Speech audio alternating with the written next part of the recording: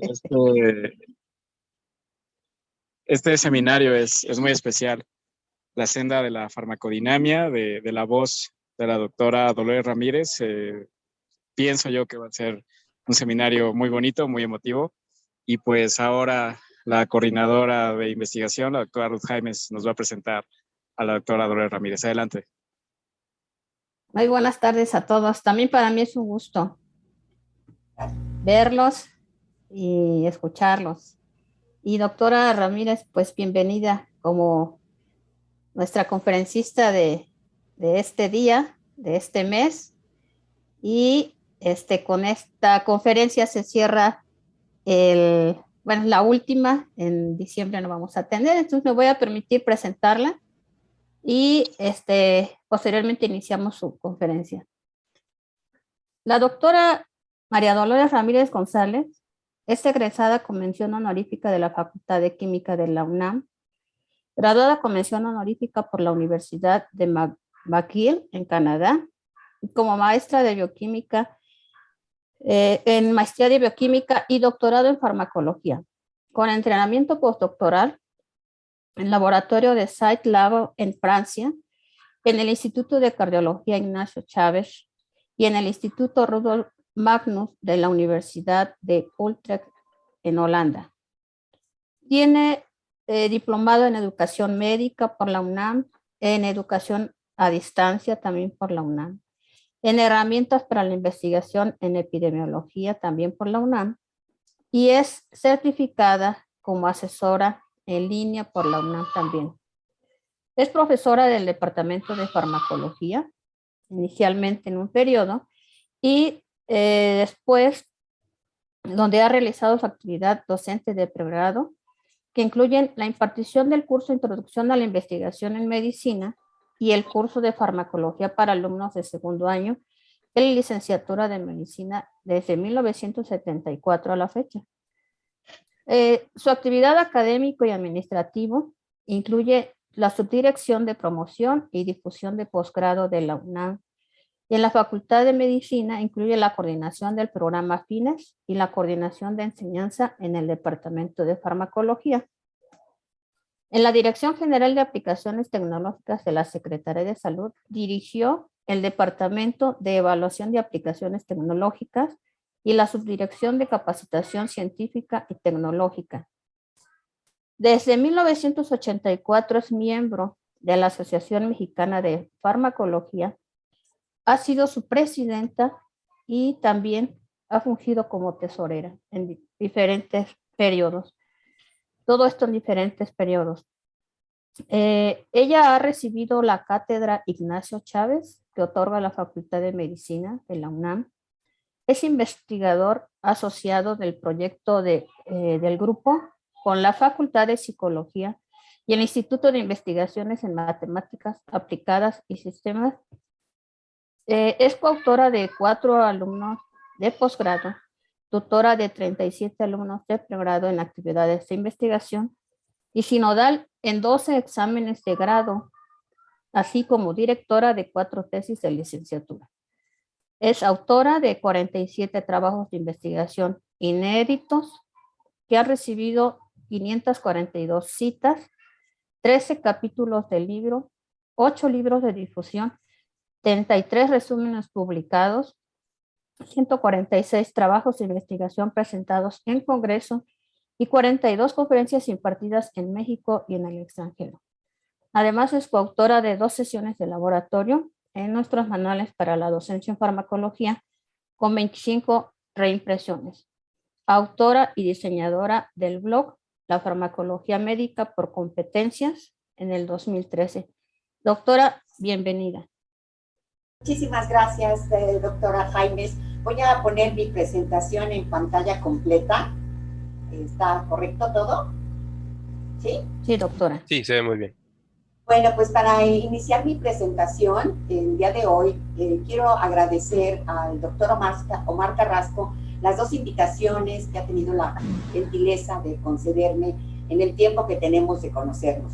La invitación que me hizo para participar en el curso de ayudantes de profesor en 2017, para mí fue muy valiosa y fue tal porque fue justamente a través de este tipo de actividades que yo inicié mi ingreso al departamento de farmacología allá hace ya muchas décadas. Y bueno, pues ahora, el día de hoy, esta conferencia para profesores, investigadores y alumnos del Departamento de Farmacología de la Facultad de Medicina de nuestra alma mater, en particular me enorgullece y me distingue. La elección del tema para la serie en la que he sido invitada en esta ocasión, pues la verdad me viene más que excelente, La senda de la farmacodinámica. Encuentro este título como muy afortunado, porque una senda o sendero es un camino estrecho que se forma al andar, ¿sí? Con el paso de la gente. Y de primera instancia, cuando me lo comentó Ruth en el teléfono, pues a mí me pasó por la mente cantares de Antonio Machado con su célebre Caminante, no hay camino, se hace camino al andar.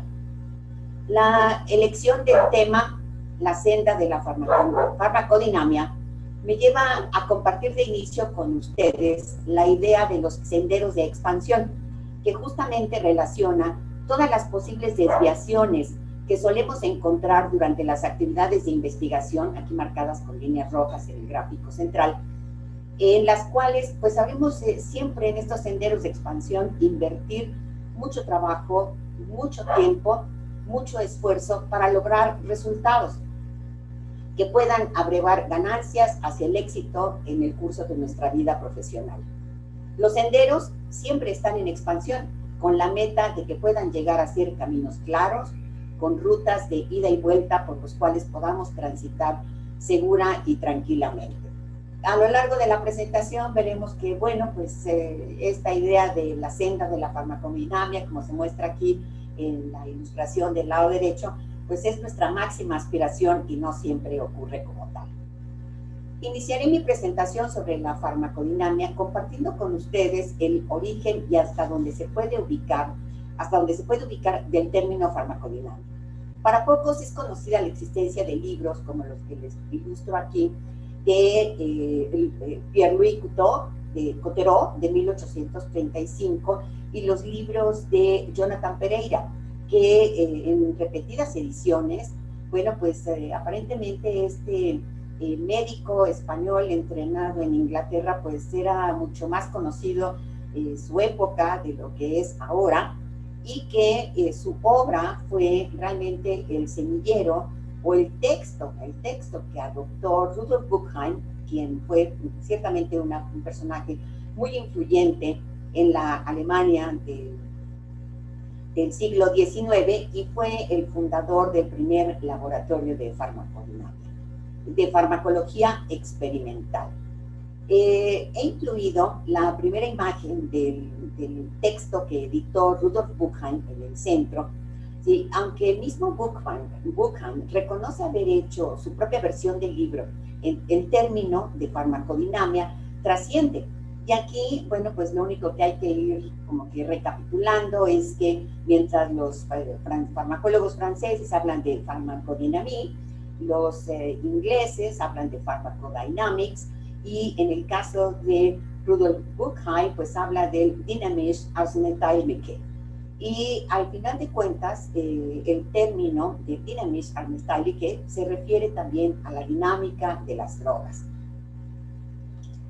El término de farmacodinamia es así un neologismo formado por un sufijo y un prefijo, y el primero es el de fármaco, que es un término pues, que se remonta a historias milenarias, y dinámica, que el mismo Jonathan Pereira define con gran precisión desde sus textos como la rama o departamento de la farmacología, refiriéndose realmente a la sección de la farmacología que trata de los efectos y los usos de las medicinas.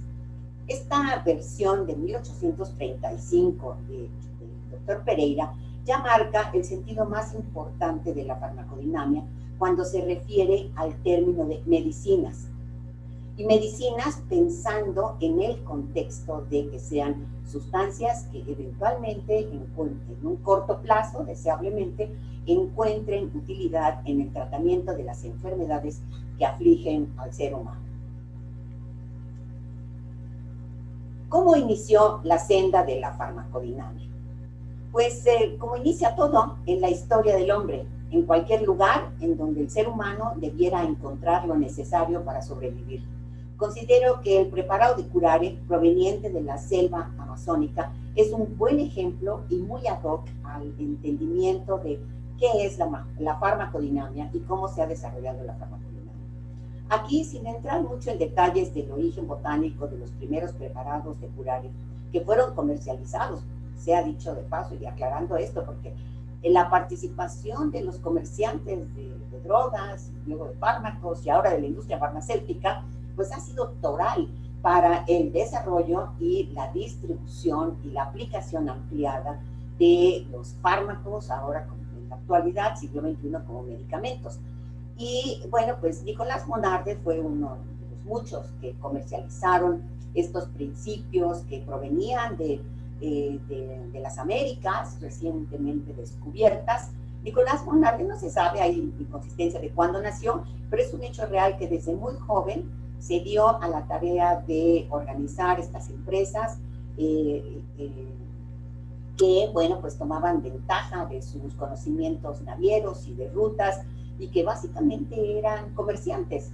Y ellos fueron los que se encargaron hasta muy entrado el siglo XX de hacer llegar a los laboratorios y hasta para la preparación de ya medicamentos como los conocemos ahora. Aquí les pongo el ejemplo del hipocostrin y de la tubarina, que en 1942 ya eran utilizados en el quirófano como relajantes musculares.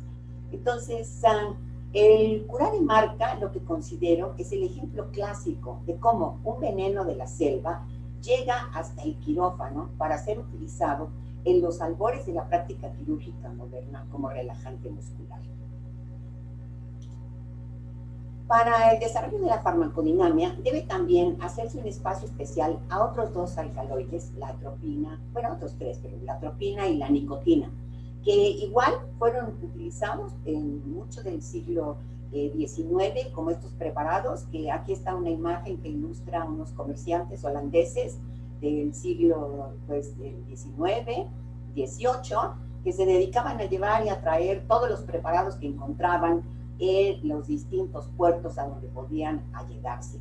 Y este fenómeno de colonización, bueno, pues permitió el arribo de estos alcaloides a laboratorios experimentales incipientes hacia finales del siglo XIX y pues ya en pleno apogeo a principios del siglo XX. He incluido en la lista a la morfina porque marca el inicio de lo que muchos consideran la llegada de la farmacoquímica, en donde, bueno, pues todos saben, no se tienen que recontar, ¿no?, que la morfina fue uno de los primeros alcaloides aislados del opio, junto con todo un otro espectro de colección de compuestos, todos con actividad biológica, pero la morfina en particular, yo la traigo a colación aquí porque marca mucho del trabajo que yo ulterior que yo he hecho, he realizado a lo largo de todos estos años en el campo de la farmacodinamia. El trabajo de Frederick Serturner con la morfina y la apertura de los laboratorios de investigación farmacológica abrieron paso a muchos grupos, entre los cuales destaca todo el trabajo realizado por Paul Ehrlich para la síntesis de nuevos compuestos en búsqueda de nuevas sustancias que fueran útiles en la terapéutica. Aquí está una imagen de Paul Ehrlich, algunos de sus bocetos para la síntesis de estos derivados del azufre, como es el caso de la arsfenamina, o más conocido en los recuentos históricos el Salvarsan 606, porque precisamente ese número marca la cantidad de compuestos que Paul Ehrlich estuvo probando sistemáticamente en ratones infectados con Treponema pallidum, hasta que encontró uno que parecía ser útil para el control de la sífilis. Así, bueno, pues los fármacos, las drogas, las sustancias que fueron utilizadas por todos los pioneros de la farmacología fueron evolucionando desde su nombre, ¿no? Aquí dejé yo el concepto de drug, que es un término holandés para referirse a seco. Para los comerciantes, sobre todo del siglo XIX, pues asegurarse que lo que ellos recibían en la selva, ellos no sabían si tenía calidad y si era auténtico o no. Pero llevarlo seco, pues les aseguraba que no se les descompusiera tan rápido, ¿no? Y ese término, bueno, pues se ha arrastrado en la historia de la farmacología para derivar en lo que es el concepto, el término inglés de drug, que se refiere a fármaco en castellano. Y en la porción inferior de la diapositiva les anoto términos que de manera intercambiable se han utilizado para referirse a estas sustancias, a estos fármacos que son las herramientas de la farmacodinamia, ¿sí? Un remedio, que sería lo que aplicaría a lo que usaban los originarios de la selva para defender su territorio, defenderse de los colonizadores, de los animales salvajes, para cazar, para sobrevivir en un punto. Bueno, a fármaco, que sería un término más apropiado para ya el trabajo propiamente dicho de síntesis química, iniciado por, bueno, que lo hizo muy famoso Paul Ehrlich, recuperando el concepto de droga, que tiene otra acepción ya en castellano para referirse a sustancias de abuso, y bueno, pues algo que es toral a la farmacodinamia y a la medicina, que es el tratamiento, ver a los fármacos, a las sustancias útiles como medicinas. Ahora usamos el término de medicamentos, aquí incluí el término alemán para referirse a droga, y que ahora, bueno, pues tenemos que reconocer que cuando se trata de sustancias de bajo peso molecular, bueno, pues hablamos de farmoquímicos, y ahora pues ya entrados en el siglo XXI, de los biotecnológicos. Históricamente se reconoce que ya desde el campo de la fisiología experimental, François Magendie, ya acá en el extremo izquierdo de la diapositiva, no sé si el ratón se alcanza a ver, se reconoce que pues ellos ya hacían referencia a un concepto muy importante que es el de sustancia receptiva, ¿sí? Pero bueno, pues ellos eran fisiólogos y son reconocidos como los primeros en echar a andar. Mis disculpas porque mi perro de momento se aloca, ¿no? Se le reconoce que, bueno, pues ellos fueron los primeros en hacer experimentaciones con estos productos que venían de las Indias, de las Américas, y que hacían ya alusión a alguna sustancia receptiva, alguna estructura con la que los fármacos tenían que interactuar en los organismos vivos. Este concepto fue ampliamente demostrado experimentalmente por Claude Bernard, y pues no voy a entrar en el asunto de la controversia histórica, pero sí es un hecho de que, bueno, Paul Ehrlich conocía de los trabajos de Magendie y de Claude Bernard, igual que John Newport Langley, igual que todos ellos conocían los libros de Jonathan Pereira, que es uno de los recuentos más acuciosos de toda la clase de remedios y maniobras experimentales, incluyendo sales, minerales. Bueno, el libro de Jonathan Pereira incluso cita el uso de la musicoterapia, ¿sí? Para aquellos muy interesados en este tema. Pero bueno, pues fue hasta 1921 cuando John Newport Langley, habiendo comparado los efectos de la estimulación eléctrica con los efectos que resultan de la administración de curare, atropina y nicotina, entre otros, la pilocarpina, creo que habría que incluirla también, en una amplia colección de organismos y tejidos aislados, esta comparación de los efectos que resultan de la estimulación eléctrica y de los efectos producidos por estas sustancias, él plantea la existencia de esta sustancia receptiva, y esta sustancia receptiva la propone de manera muy específica en un reporte que apareció en el primer número de Journal of Physiology, en donde él comenta sobre sus observaciones en la placa neuromuscular. Y entonces él dice, debe existir una sustancia, algo con el que los fármacos actúan para poder comprender cómo un músculo del nervado puede todavía responder con contracción cuando se les aplica nicotina. Con los estudios de John Newport Langley podemos considerar, inicia propiamente dicho, la historia de la teoría del receptor como un marco conceptual que daría cauce a la farmacodinamia de mediados del siglo XX. La gran pregunta que quedaba sin resolver en el terreno de la teoría del receptor es que conocían los efectos, pero como lo planteaba originalmente Buchheim ya desde 1847, pues no se conocía bien cómo se producían estos efectos. El avance y la transformación de la teoría del receptor ocurre hasta que empiezan a aparecer, pero vean, hasta mediados del siglo XX, los estudios de unión a radioligandos. Pocos conocen los trabajos de Basser, que es el primero. Acaba de aparecer un artículo de Humphrey Rank, el autor del libro, en donde él justamente hace este recuento y señala que los trabajos de Basser fueron los primeros que demostraron inequívocamente, por estudios de unión a radioligando, la existencia de los receptores muscarínicos en la placa en tejido, en músculo liso. Entonces, estos estudios de unión a radioligando fueron los primeros que hizo Lefkowitz, y buscando el método para encontrar el receptor de la ACTH, ¿no?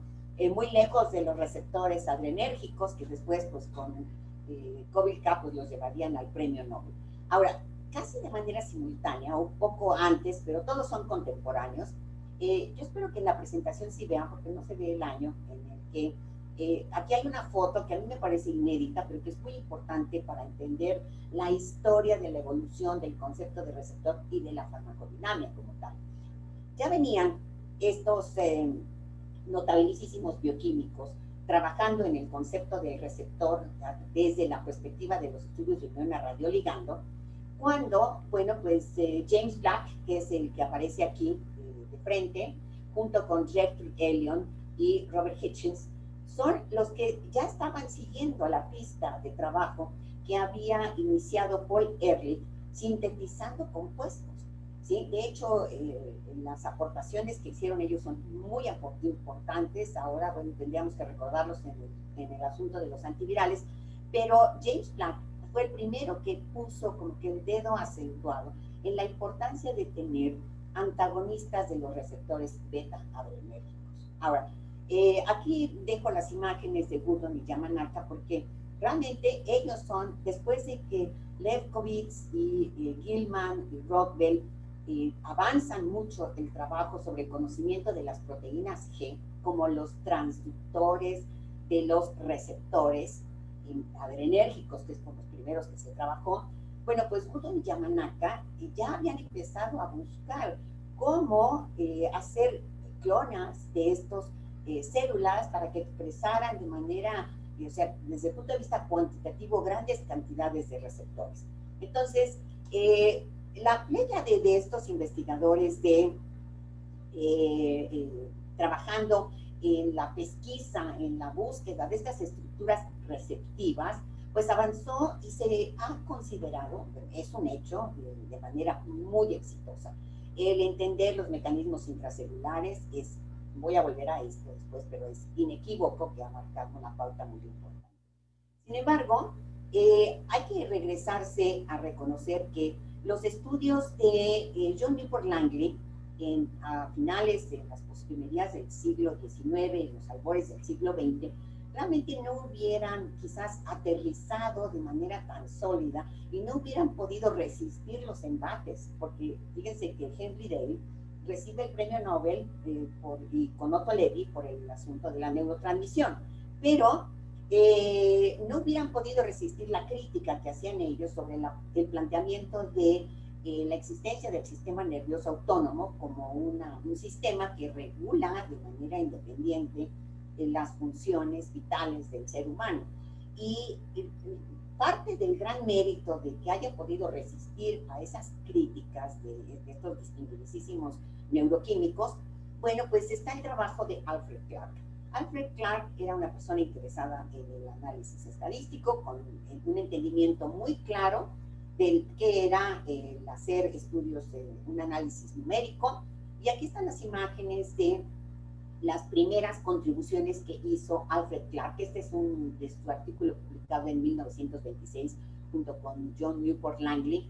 Y aquí, fíjense que una de las cosas que a mí me llama la atención es que, bueno, en efecto, sí utilizan ya la acetilcolina y la atropina, ¿sí? Entonces, y hacen este análisis numérico que, bueno, es muy conocido que la relación dosis-respuesta, pero que a partir de esa relación dosis-respuesta podemos nosotros empezar a pensar en estos conceptos que provienen de la teoría del receptor, que tienen que ver con la afinidad y la eficacia.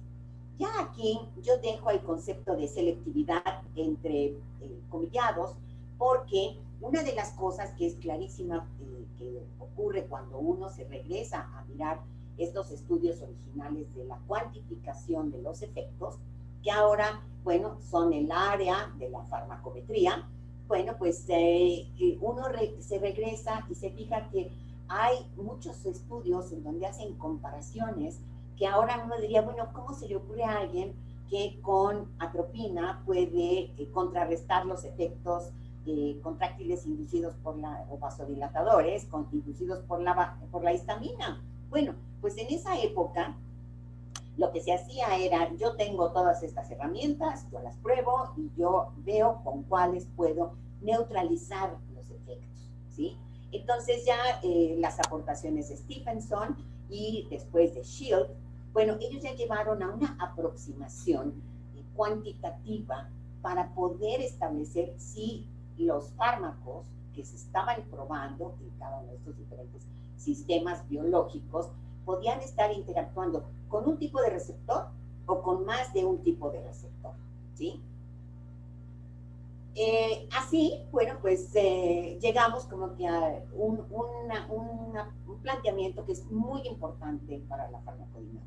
La medición del efecto se hace, ¿sí? Y eso es algo reconocido ahora hasta 2019, bajo el principio de la nulidad, ¿sí? Y esto es muy interesante porque nos muestra que ya la propuesta inicial de Rudolf Buchheim era entender la naturaleza de los efectos, pero la implicación práctica subyacente era encontrar los antídotos contra todos los venenos que se hubieran detectado, ¿sí? James Black lo aterriza ya muy específicamente en términos farmacológicos con compuestos, con estructuras muy precisas, que es cuando se descubren los antagonistas, el propranolol, y a James Black, el gran mérito de él, no fue tanto la síntesis del propranolol, porque eso se atribuye a su trabajo colaborativo con Jeffrey Elliott particularmente, pero a que James Black encuentra la aplicación clínica de estos antagonistas beta-adrenérgicos.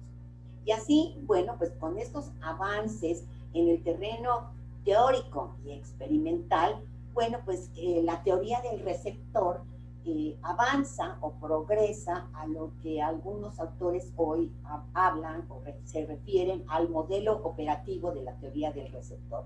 Y le llaman modelo operativo de la teoría del receptor porque su propósito total es encontrar fármacos con potencial terapéutico. Aquí he querido hacer un poquito un espacio para hacer un reconocimiento a estas otras personajes que son muy importantes, algunos de los cuales yo he tenido el honor de conocer personalmente, y la verdad es que el inicio ya concretado para la identificación y diferenciación de los receptores adrenérgicos se debe al trabajo que hizo Mark Nicholson inicialmente, estudiando a unas series enormes, de 300, y algunos dicen que hasta 800, eso lo cuenta George Kunos, que fue alumno de Mark Nicholson, de análogos de las catecolaminas. Y el trabajo de Mark Nicholson pues, fue también seminal para la propuesta de Raymond Ahlquist, que es quien propuso que los efectos de la adrenalina, como son bifásicos sobre la presión arterial, pues se tendrían que poder explicar por la existencia de dos receptores, que son los alfa-adrenérgicos y los beta-adrenérgicos. Y esta observación de Raymond Ahlquist, pues fue el argumento seminal que llevó a James Black a decir, bueno, pues si es que tenemos dos tipos de receptores y podemos tener sustancias que se comportan como antagonistas, bueno, pues entonces estos a lo mejor sí tengan utilidad para el tratamiento de enfermedades del corazón, porque para esa época pues ya también estaba muy caracterizado toda el espectro de efectos farmacológicos en sistema cardiovascular, que es uno de los que más se estudiaron, pero sobre muchos otros. Aquí también, bueno, incluyo el nombre de George Counos. Él es uno de los primeros que estudiaron el efecto de cómo, cambiando la temperatura en la que se hacen los estudios de unión a radioligando, se puede transformar lo que había sido aislado, la proteína, como o un preparado biológico de receptor beta-adrenérgico, y ahora su actividad farmacológica corresponde a la de un alfa-adrenérgico. Entonces, ¿cómo esta modificación experimental nos lleva a otro receptor? ¿Sí? El trabajo de la teoría del receptor ha sido avanzada muy importantemente en décadas subsecuentes a los 60 por Robert Ruffalo y Terry Kenakin. Ellos han trabajado en el concepto de los receptores de reserva, y Terry Kenakin en las modificaciones conformacionales de las estructuras del receptor y de todas las posibles estados intermedios que pueden existir cuando un fármaco se pega al receptor. Ahora, en la arena ya de la identificación del receptor, bueno, pues aquí yo creo que el que se lleva las palmas es el doctor Chan Yu, trabajando con los receptores nicotínicos. Él fue el primero que aisló la proteína del receptor de la anguila eléctrica y demostró in vitro que esta proteína incorporada en una bicapa de lípidos solo podía permitir el paso de sodio radioactivo cuando se adicionaba acetilcolina. Él después tiene estudios importantísimos para la caracterización in situ de la actividad de receptores colinérgicos. Creo que su tema principal ha sido sobre los nicotínicos. Y hago aquí un espacio también para el doctor Salomón Langer. En este asunto de la identificación del receptor, él contribuye a la propuesta, al planteamiento que después demuestra ya con una colección de trabajos amplísimos de la existencia de los receptores presinápticos. De los receptores presinápticos como estas entidades receptivas que se ocupan de regular la liberación del neurotransmisor de la terminal presináptica. Los trabajos de Salomón Langer han sido muy importantes en ese sentido. Y bueno, pues George Counos ha avanzado muchísimo con el asunto de los receptores adrenérgicos.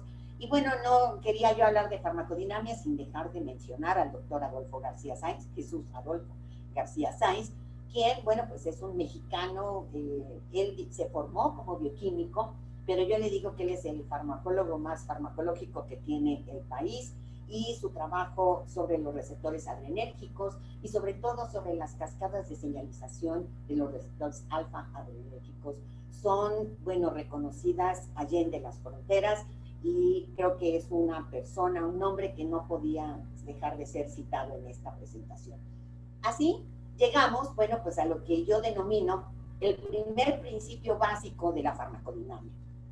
La farmacodinamia se dedica al estudio de la naturaleza de los efectos.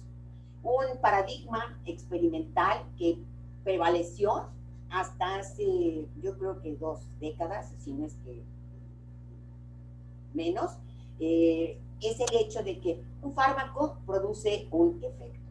Esta relación tiene que cumplir con 3 criterios que creo que son fundamentales al estudio de la farmacodinamia.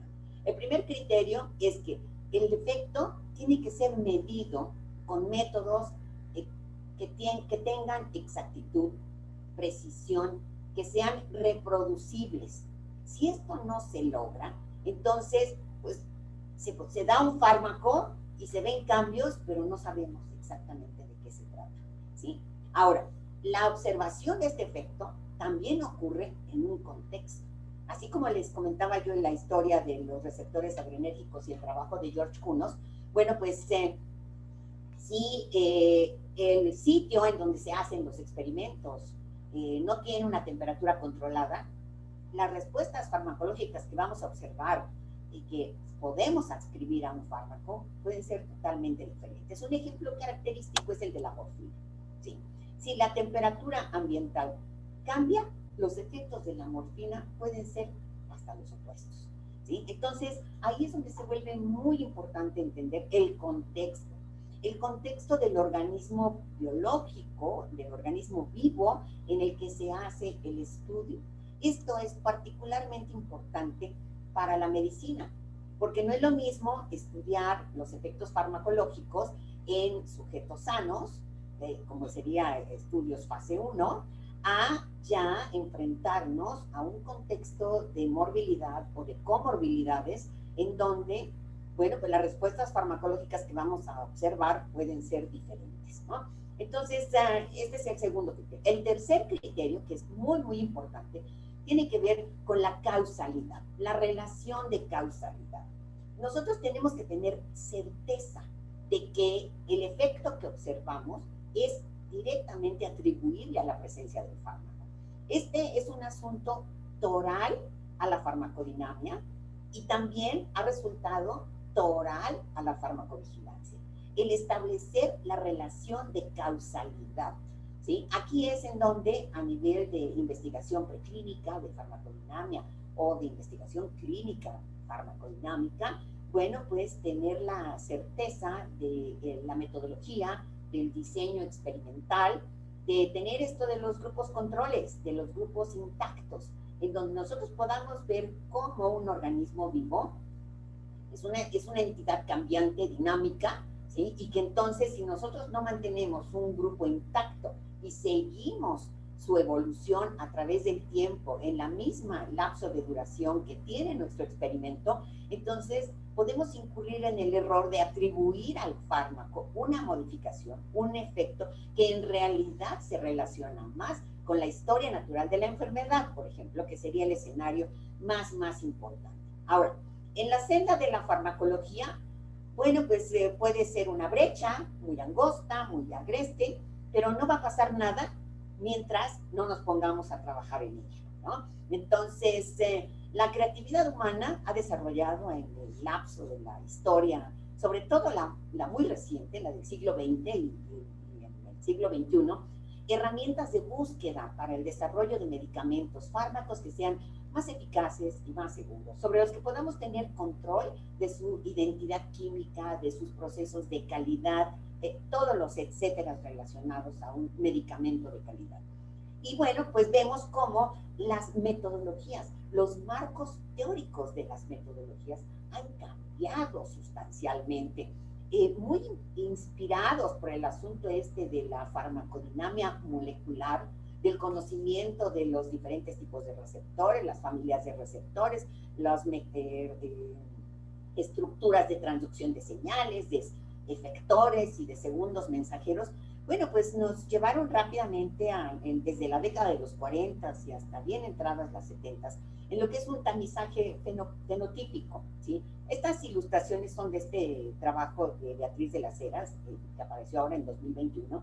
Y bueno, pues aquí se habla mucho de cómo la búsqueda en productos naturales y encontrar los compuestos químicos, las estructuras importantes, el valor de los bioensayos y todo eso. Ahora, esta es un área que aunque aquí históricamente se ubica así como que era lo de los 70s, ¿no? Por decirle así, bueno, pues ahora en el siglo XXI hay mucha gente trabajando todavía con estos modelos, ¿sí? Entonces no son modelos pasados de moda, son modelos que siguen vigentes, pero que ahora se enfrentan a estas nuevas metodologías, por ejemplo, lo que es el denominado cribado de alto impacto, en donde, bueno, pues ahora ya tenemos colecciones de estructuras químicas, esto que hacía la doctora Ofelia Espejo en la Facultad de Química, y que, bueno, siempre se lamentaba de que tenía un montón de compuestos y no tenía quien se los probara, ¿no? Entonces, hay un montón de estructuras químicas que los químicos orgánicos han trabajado como abejitas, hormiguitas, todo el tiempo, y que, bueno, pues ahora pueden ser sometidos a experimentación, ¿no? Que puede llevar a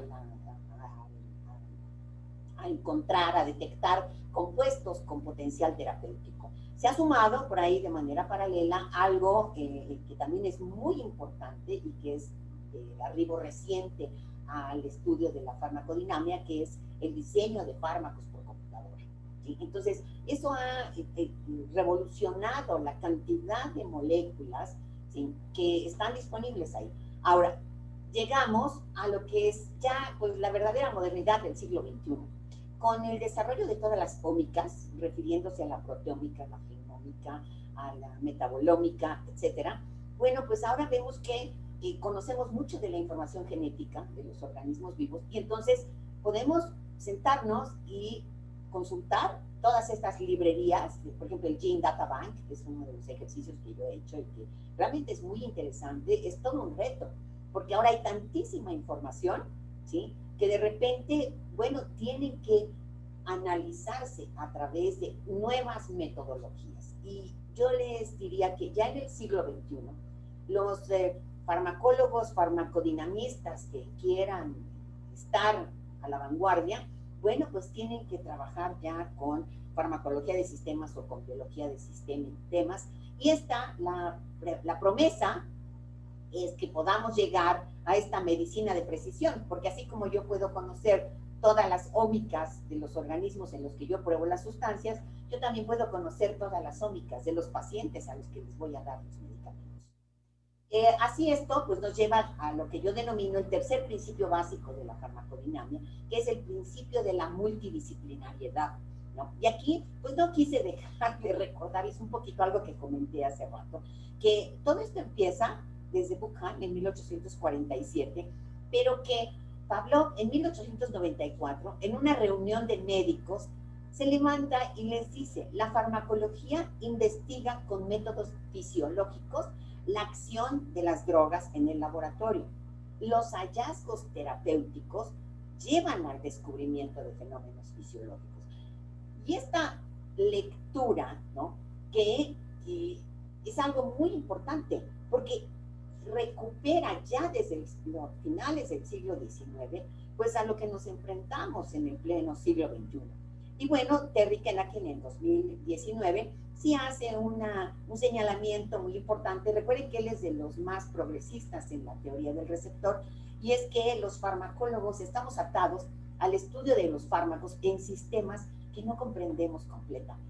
Entonces, esta multidisciplinariedad, bueno, pues es una realidad, y lo que ha ocurrido con el avance vertiginoso en el conocimiento de las proteínas G, por ejemplo, aquí les pongo una ilustración, una sencilla, se veía así en 1994, una en donde ya se empieza a agregar, bueno, cuántos tipos, subtipos de las subunidades de las proteínas, de la proteína G existen, y cómo estas distintas proteínas pueden estar siendo reguladas por otros componentes intracelulares, y después cómo, ¿no?, todas estas señalizaciones intracelulares empiezan a mostrar que los sistemas de transducción de señales mediados por proteínas que no actúan de manera independiente, que actúan en colaboración con lo que se encuentre en su contexto, con lo que se encuentre sobre la superficie de la membrana celular.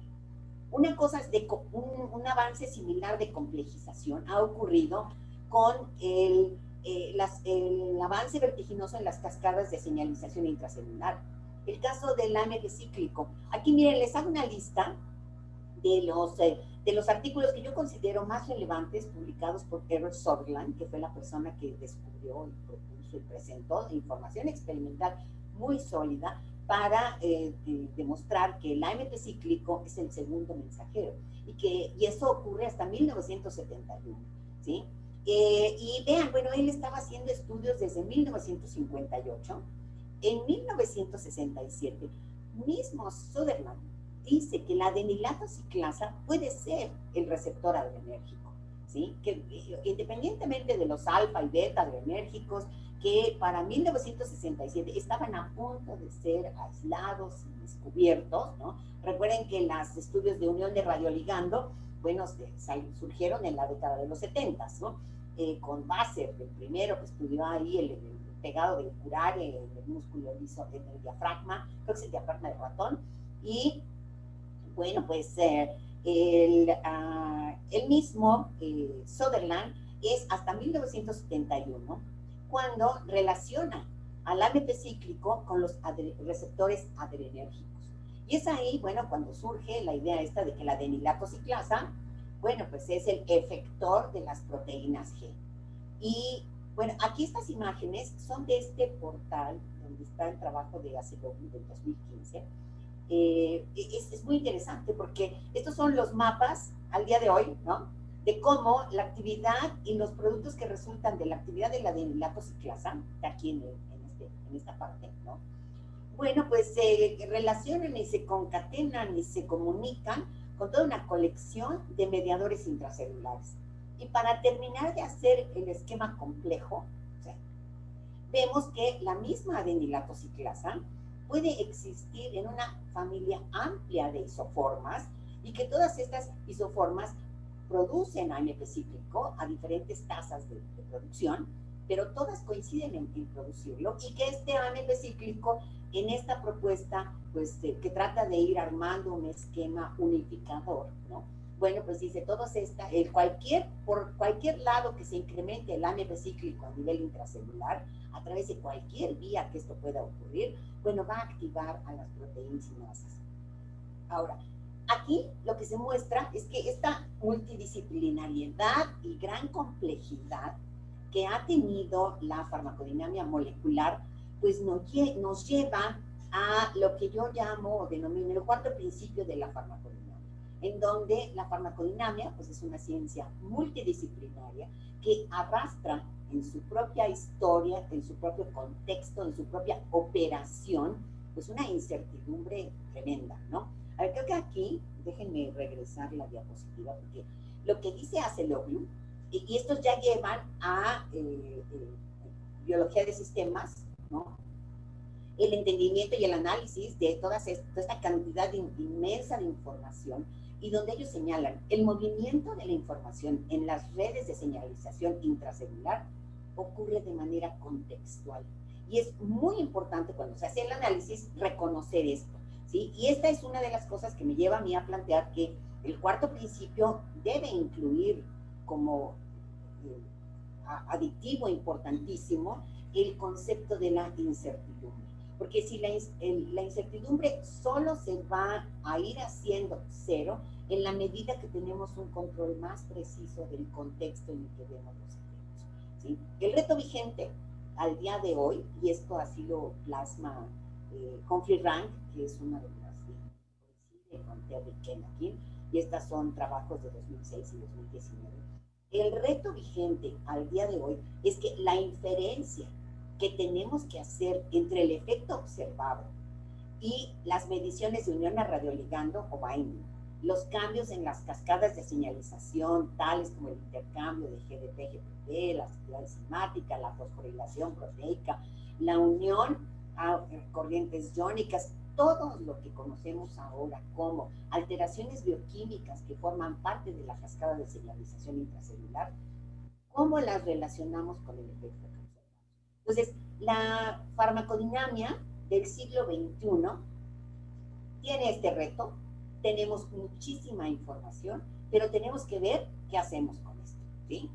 Ahora, así, bueno, pues de finales del siglo XX al XXI, aquí era una flechita que va del 20 al 21, pero bueno, se me desconfiguró esto, igual que acá, ¿no? El paradigma experimental que dominó en la farmacodinamia hasta, pues, yo diría a finales del siglo XX, es que un fármaco puede estar asociado a un efecto, y ese efecto el experimentador lo selecciona y lo etiqueta como un efecto que me interesa o uno que no me interesa, uno que es favorable o uno que no es favorable. Pero este paradigma de la lógica lineal de un modelo que realmente para los propósitos de enseñanza es en el que se basan muchos de los cursos, ¿no? Un fármaco, un efecto, un problema clínico, un tratamiento. Pero este paradigma, entendiendo la evolución histórica de la teoría del receptor, del conocimiento de la estructura molecular del receptor, pues ya cambió, ya cambió. Ahorita tenemos que reconocer, y yo diría casi desaparece, o debemos dar por desaparecida esa lógica lineal, porque ahora sabemos que un fármaco produce más de un efecto, que alguno de esos efectos puede ser desencadenante de muchos otros, ¿sí? Y estoy hablando de efectos medibles, no de variaciones en las cascadas de señalización intracelular. Eso es lo que conocemos aquí como la amplificación fisiológica de los efectos o fisiopatológica de los efectos. Y como que en el lado opuesto de la moneda vemos que un mismo efecto, pensando desde el punto de vista de la aplicación clínica, por ejemplo, el efecto antihipertensivo, pues lo podemos obtener con diferentes fármacos. Reléase, ¿no? Antagonistas beta-adrenérgicos, antagonistas alfa-adrenérgicos, diuréticos, bloqueadores de canales de calcio. Pero estos fármacos, además, cuando se utilizan para generar un efecto de interés, pues arrastran muchos otros procesos farmacocinéticos y farmacodinámicos. Entonces, aquí es en donde el estudio de la farmacodinamia, ya en el siglo XXI, se vuelve complejo. Yo ahora cada vez que veo estos programas de farmacología basados en mecanismo de acción, siempre me quedo reflexionando, ¿no? Bueno, dame un fármaco que solo produzca un efecto a través de un solo mecanismo de acción y que cumpla con los 3 criterios, particularmente con el criterio de la causalidad.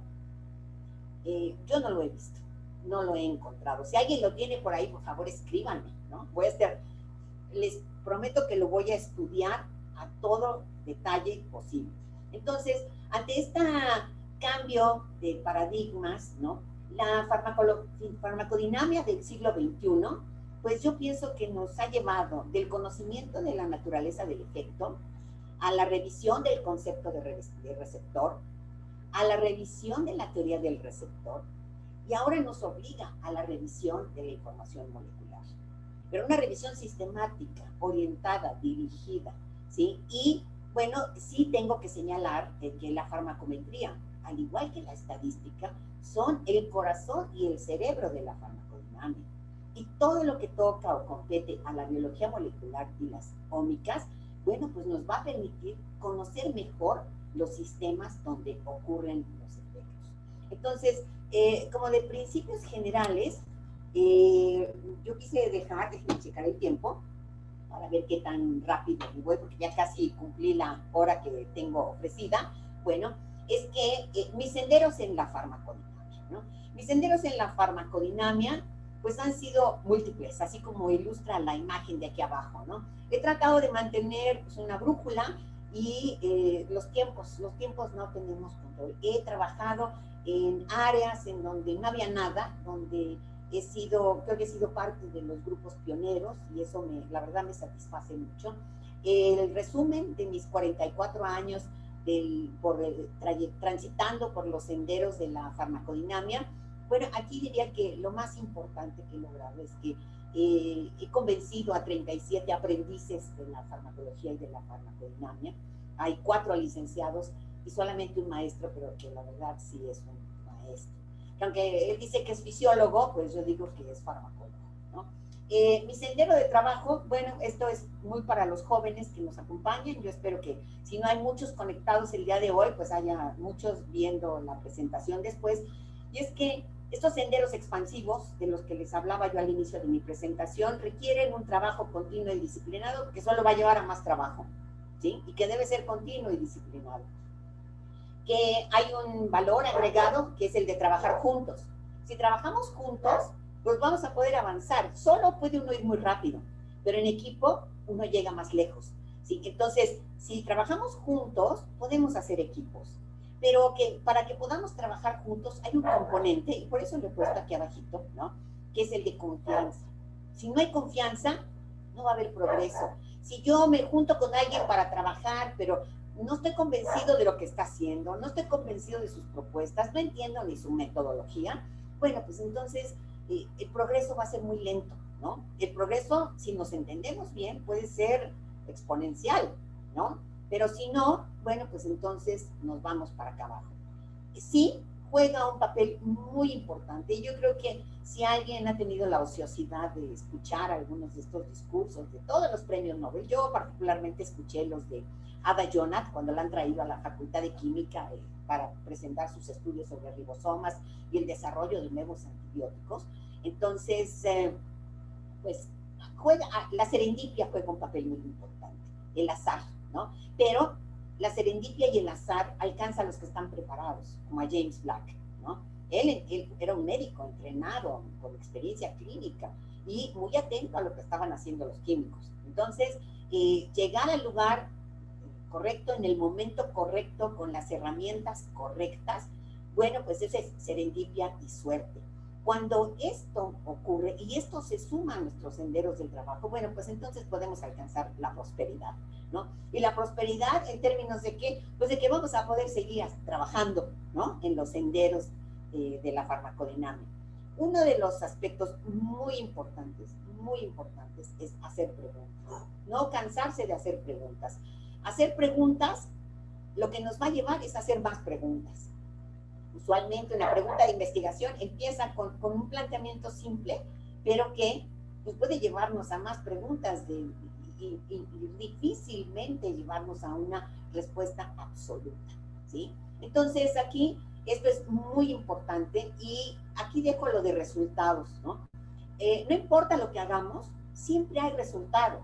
Los resultados pueden ser menores, mayores, iguales, en beneficio, en perjuicio, llevarnos a avanzar, retrocedernos, ser indefinidos, que lleguemos a no tener certeza de realmente qué encontramos, ¿sí? Pero eso es lo que, el poder llegar a resultados y sopesarlos en su justa dimensión, es lo que nos puede llevar a algo que aquí he querido poner chiquito en la imagen, ¿no? De hacernos, ponernos a volar de felicidad porque encontramos algo que pensamos que es muy importante, porque lo que hacemos pensamos que es importante. Y entonces, pues, a sentirnos exitosos, ¿sí? El sentimiento de éxito debe, la expectativa del éxito debe contrabalancear toda traba, toda dificultad que encontremos en nuestro sendero de trabajo, ¿no? Este cuadro intenta resumir el trabajo que yo he hecho. Mis senderos de la farmacodinamia, o mi incursión por los senderos, me ha llevado a estudiar estas funciones, ¿sí?, que están aquí anotadas, en estos sistemas. En particular, he estado interesada en cardiovascular y en los procesos de hipertensión arterial. En sistema nervioso central y periférico he estado muy interesada en procesos de dolor, de estrés, de lipoperoxidación, más recientemente en asuntos de memoria, y aquí pues ya estoy muy preocupada porque con la edad se pierde la memoria, ¿no? He estado involucrada en estudios que tienen que ver con respuesta inmune, ¿sí? Y aquí es interesantísimo lo que en colaboración con el doctor Cabrera encontramos sobre el posible efecto antiviral del calcio. Y bueno, en respiratorio hemos estudiado mucho la condición aeróbica, y esto gracias al apoyo fantástico que tuvimos del doctor Luis Felipe Cortés cuando era profesor de los hermanos lasallistas.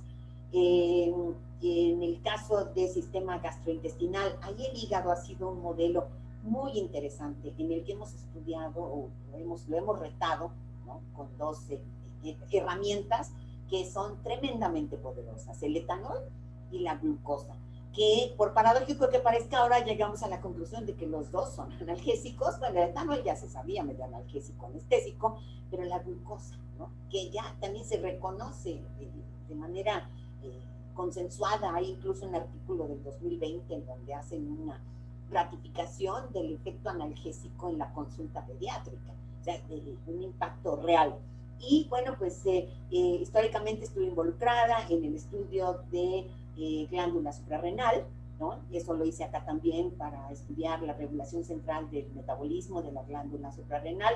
Y bueno, pues una de las incursiones más interesantes, y que aquí, pues ojalá que por ahí ya después, si no está conectado, vea la presentación del doctor Luis Felipe Cortés, como el estudio de la respuesta inmune en la piel con el modelo del doctor Andrés Castel de las células de Langerhans en las orejas de los ratones, y con otros estudios previos que habíamos hecho sobre cómo las catecolaminas modifican la respuesta inmune.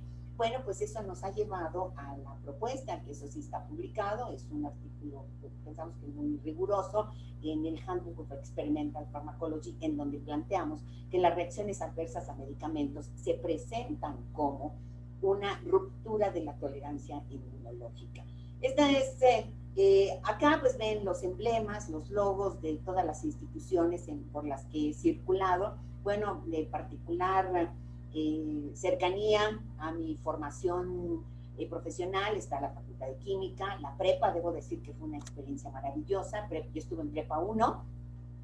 Mi paso por el Instituto Nacional de Cardiología me permitió conocer al doctor Andrade Mena, con quien hicimos los estudios pioneros sobre el efecto de las catecolaminas en la respuesta inmune. Bueno, el trabajo más sólido, que me ha agregado muchísimas citas, es el que hice con el doctor Teodoro Surks en bioquímica en la Universidad de McGill y con George Kunos en farmacología. Y bueno, mi paso por el laboratorio de Vibren de Jong en el Instituto Rudolf Magnus. Y bueno, pues el honor que tuve de trabajar en el laboratorio dirigido por Salomón Langer. En las siguientes diapositivas, no voy a mostrarles, a detenerme en explicar mucho, porque pues en respeto a que ya son 6 pasados de las 6, pero a los que les interese, ¿no? Me voy a ir nada más señalando todo lo que publicamos y lo que hemos hecho, pero a dónde hemos llegado, de manera muy sucinta. Mi trabajo empezó con la tesis de licenciatura en 1976, en donde encontramos que las plaquetas como modelo de neuronas monoaminérgicas captan ávidamente la serotonina y que en los pacientes con hipertensión arterial esencial la captación es mayor. Este es un trabajo que nosotros ahí dejamos, ¿no? Después yo me fui a hacer la maestría, pero que este modelo de neuronas monoaminérgicas ha sido retomado por el doctor Langer, por ejemplo, para estudiar la captación de serotonina en pacientes con depresión. Y bueno, ese es un trabajo que le ha valido premios y cosas muy importantes.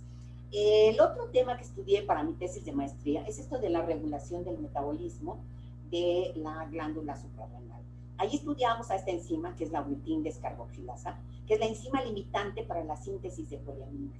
Las poliaminas, que son espermina, espermidina y putrescina, son reguladores de la expresión de los ácidos nucleicos, y esta enzima es la que recambia más rápidamente de todas, ¿no? Aquí yo creo que el doctor Surks me hacía una jugada de reconocer que podía yo llamarme Speedy González y que por eso me daba el tema este de la ornitin descarboxilasa. Pero algo que encontramos y que es tremendamente importante es que el estímulo muscarínico central incrementa la actividad de ornitin descarboxilasa. El estímulo dopaminérgico central del subtipo 2, porque utilizamos aloperidol como el antagonista de base, también la incrementa. Pero el estrés por frío o inmovilización también la incrementa. Y la denervación glandular, ya sea por esplagnicotomía o por sección de la médula espinal, inhibe todo esto. Entonces, aquí era así como que el sistema nervioso central está controlando la regeneración de tejidos periféricos, de órganos periféricos. La ornitin descarboxilasa es particularmente importante para la regeneración hepática. La colección de trabajos que más citas me ha dado, lo hicimos en colaboración con George Kunos, y bueno, pues aquí algunos de ustedes a lo mejor ya me escucharon con anterioridad hablando de cómo la clonidina y propranolol, aquí con déjenme hacerlo más chiquito, disminuyen la hipertensión en ratas hipertensas genética por docasal, por activación del receptor opioide mesencefálico, la activación de los receptores presinápticos alfa-2 y el bloqueo de receptores beta-adrenérgicos libera beta-endorfina in vitro, y la clonidina produce mayor analgesia mediada por receptores opiáceos en sujetos hipertensos. Y lo último que estudié cuando estuve en el laboratorio de Vibren de Jong es que el metabolismo de la beta-endorfina está aumentado en la hipertensión. Ahí usamos ratas genéticamente hipertensas. Ahora, esta línea de trabajo sobre los opioides a mí me llevó mucho entonces a reflexionar sobre los efectos analgésicos, ¿sí? Y ahí, bueno, pues hice algún trabajo en el laboratorio del doctor Vibren de Jong, pero después empezamos a ver, dije, bueno, a ver, pero el etanol, ¿qué pasa con el etanol? El etanol también moviliza opioides endógenos, y uno de los hallazgos que para mí fue parteaguas para de empezar a pensar, bueno, esto de los opioides están muy ubicuotos, ¿no? Esto del efecto analgésico de la regulación cardiovascular, bueno, parece que es muy amplia, muy generalizada. Y bueno, en breve, lo que les planteo aquí es que la analgesia producida por anestésicos generales es mediada por beta-endorfina. El pentobarbital activa receptores opioides, pero no libera endorfinas. Cuando ensayamos oxycams, vimos que atenúan los efectos del etanol. Este trabajo sobre los oxycams fue a resultas de una invitación que recibí del doctor Piña, porque me decía, oiga, venga usted a ver, porque estamos aquí. Llegó alguien y nos contó que el piroxicam, si se lo toma, puede atenuar los síntomas de la intoxicación etílica. Yo le dije, oiga, eso no tiene sentido desde el punto de vista farmacológico, ¿no? Entonces, nos pusimos a explorar la historia de los oxycams, y en efecto, a nivel de investigaciones preclínicas, atenúan los efectos del etanol, reléase la sedación, la hipnosis y la muerte.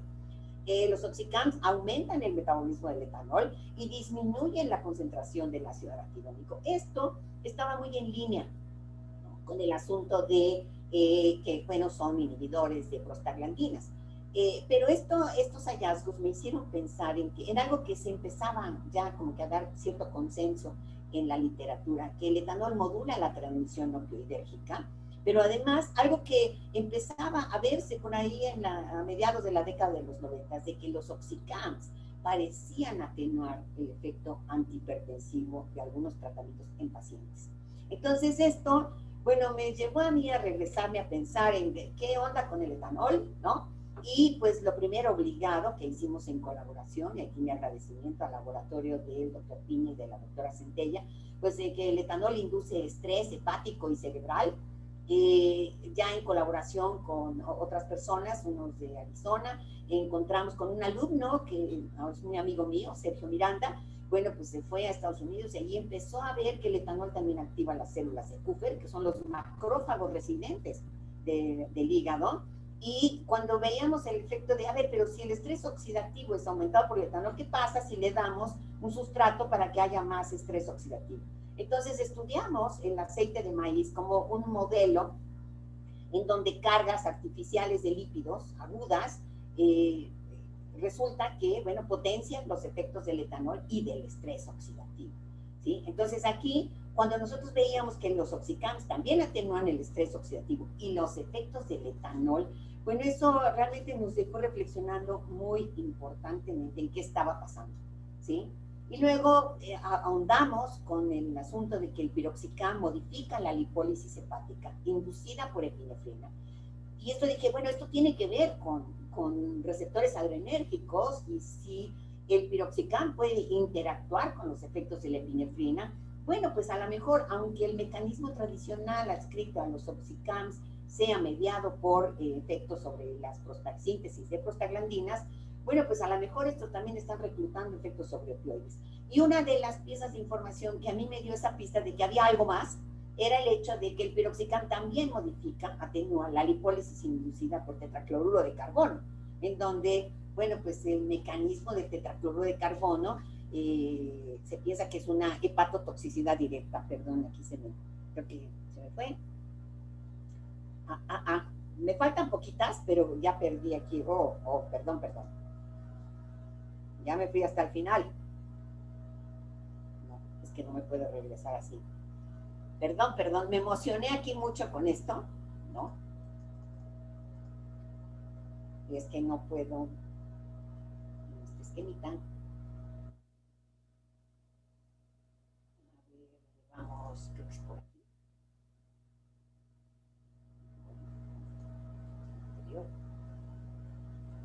Bueno, el asunto es que nos pusimos a trabajar con el hígado y cómo el etanol modifica todas estas respuestas metabólicas, pero que también modifica las respuestas de sedación, de hipnosis, y al final, en toda una colección amplia de estudios, llegamos a la conclusión de que el etanol y la glucosa tienen en común que producen triglicéridos, producen hipertrigliceridemia. Y una de las cosas que a nosotros siempre nos llamaba la atención, y que eso después lo confirmamos a través de unos estudios clínicos en los que participaron unos estudiantes de medicina, esto es de revisión de la literatura. Vimos que la esteatosis hepática no alcohólica es asintomática, ¿sí? Y para nosotros esta fue como que de los primeros hallazgos que nos hizo pensar, bueno, la glucosa tiene efecto analgésico, la glucosa produce hipertrigliceridemia, va a producir daño hepático, Y bueno, creo que aquí me salté una diapositiva, pero a fin de abreviar la historia, ¿no? Es que nosotros sabíamos también que la endorfina inhibe la liberación mesencefálica de acetilcolina. Esto lo habíamos estudiado primero con Marika Quick en McGill y después en el laboratorio de Salomon Langer en París. Y bueno, pues lo que veíamos es que la activación de receptores opiáceos participa en el efecto antipsicótico, ¿sí? Y aquí esto también nos hizo recordar cómo la activación y bloqueo dopaminérgico y muscarínicos centrales activan el metabolismo de la glándula suprarrenal. Entonces, ¿qué tenían que hacer los mecanismos de los fármacos antipsicóticos en toda esta historia que habíamos venido construyendo alrededor del efecto analgésico y de la regulación cardiovascular? Bueno, pues lo que hicimos fue sentarnos a estudiar con el grupo de la clínica de tabaquismo. Generamos una serie de libros que se conoce ¿Por qué fumamos? Y bueno, pues ahí lo que encontraba yo y lo que escuché de la gente es que el tabaquismo se sabe que es una adicción a los efectos de la nicotina, pero que el adicto intercambia tabaco por alimento cuando empieza a dejar de fumar. Y lo que sabemos de manera paralela, y que ahora es un problema clínico importantísimo, es que los antipsicóticos incrementan el consumo de alimentos. Y lo más interesante, que esto ya viene de una observación muy reciente de la literatura, a la que voy a hacer referencia más tarde, es que el consumo de alimentos que inducen los antipsicóticos, al punto de llevar a los pacientes con trastornos psicóticos a síndrome metabólico, puede ser tratado con naltrexona, con antagonistas opiáceos. Entonces, cuando entramos en esta pista, ya veníamos de estar trabajando con la hipertrigliceridemia en modelos experimentales, in vitro, con la doctora Lupita McCarthy, en donde habíamos encontrado que la hipertrigliceridemia patológica, o sea, cuando tomábamos sueros de pacientes con hiperlipidemia, aumenta la captación de calcio, y nosotros pensábamos que para la hipertensión, bueno, si hay más calcio, entonces pues por eso hay más vasoconstricción. Pero también encontramos que la ingesta crónica de azúcar en ratas induce hipertrigliceridemia, pero sin hiperglicemia o hipercolesterolemia, ¿sí? Cuando empezamos a estudiar la azúcar, encontramos que la sacarosa dada por vía oral se hidroliza rápidamente en el intestino, que se capta, la fructosa que se capta, que por difusión simple se transforma en glucosa rápidamente, y que esto contribuye al desarrollo de obesidad. Y esto nosotros lo vimos en animales, en ratas y en ratones, pero también lo vimos se ve en personas, en pacientes. Y uno de los hallazgos muy importantes al que nosotros llegamos con el modelo de ingesta crónica de azúcar, es que la hiperactividad y agresividad que se observa en los ratones cuando ustedes les restringen el alimento, estas dos conductas se extinguen con la administración de azúcar. Entonces, este hallazgo a nosotros nos puso sobre la pista de que, a ver, aquí debe haber un componente opioide endógeno sobre la base de los efectos analgésicos de todos estos compuestos, pero que además ese componente opioide contribuye a algunos de los efectos antipsicóticos, ¿sí? Y, bueno, ok, entonces, estoy en esta campaña reducida en la intención de no perder el orden de las diapositivas, ¿sí? Porque creo que me salté una. Pero bueno, entonces, así empezamos a estudiar el asunto de la glucosa y los efectos de la glucosa. Un camino paralelo, un sendero paralelo que se nos abrió. Y se nos abrió porque el producto Laringe tiene un efecto analgésico y antiinflamatorio muy claro en pacientes.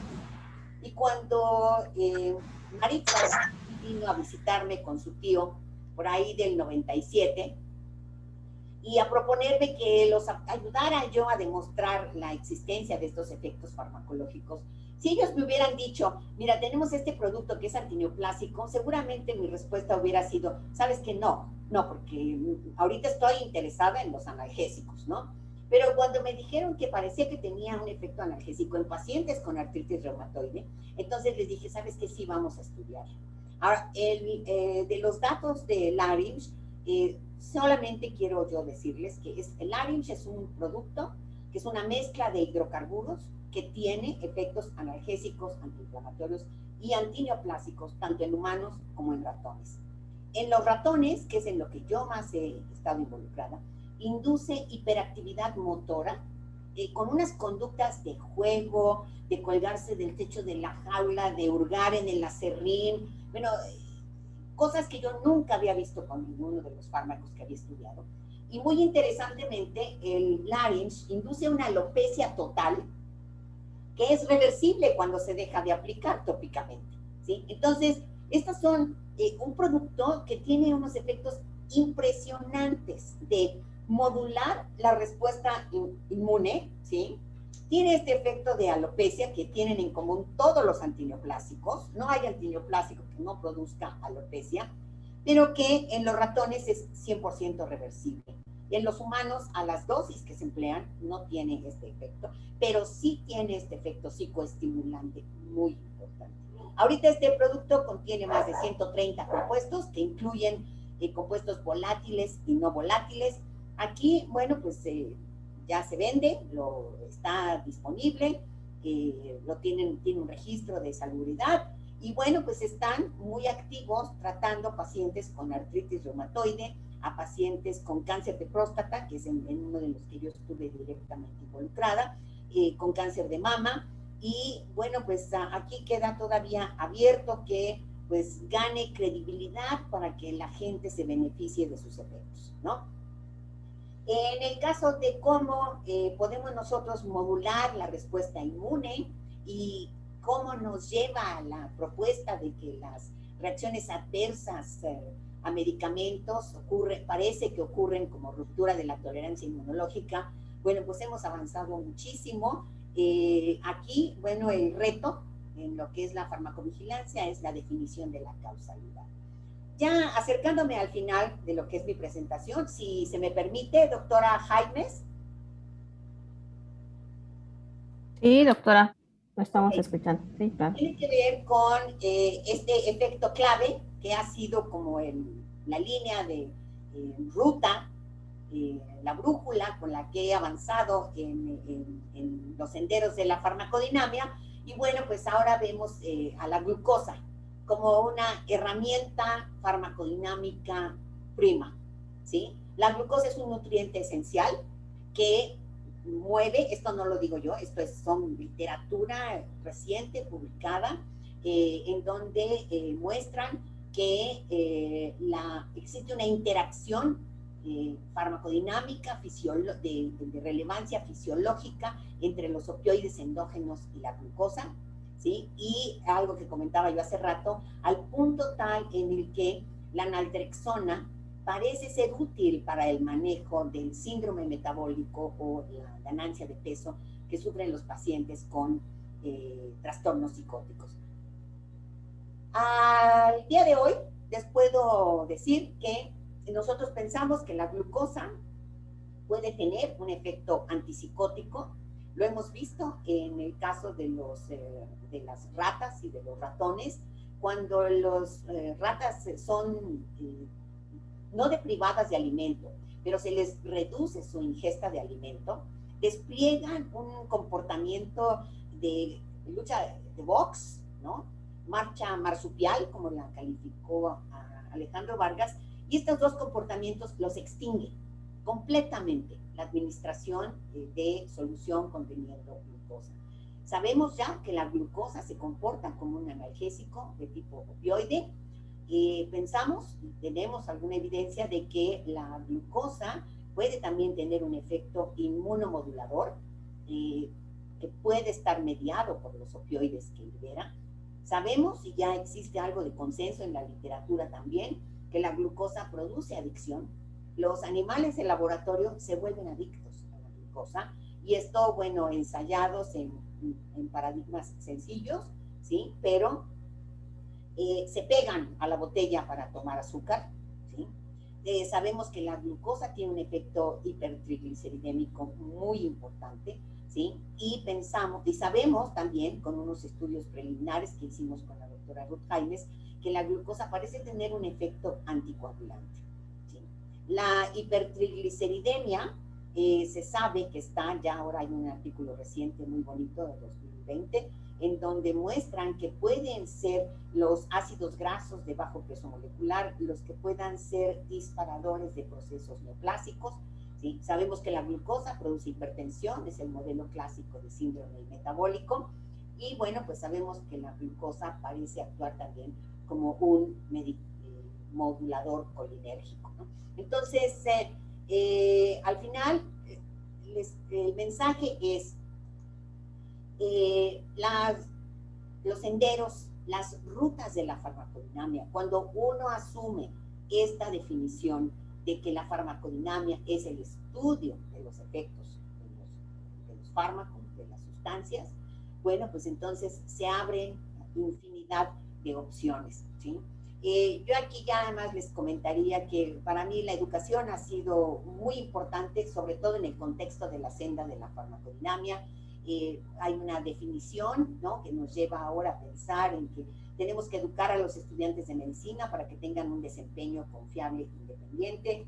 Mi actividad en estas tareas de educación pues inició en 1986 con un curso que me invitaron a dar en San Luis Potosí, en donde, que era para estudiantes de maestría, pero que estaba diseñado por mecanismos de acción de fármacos.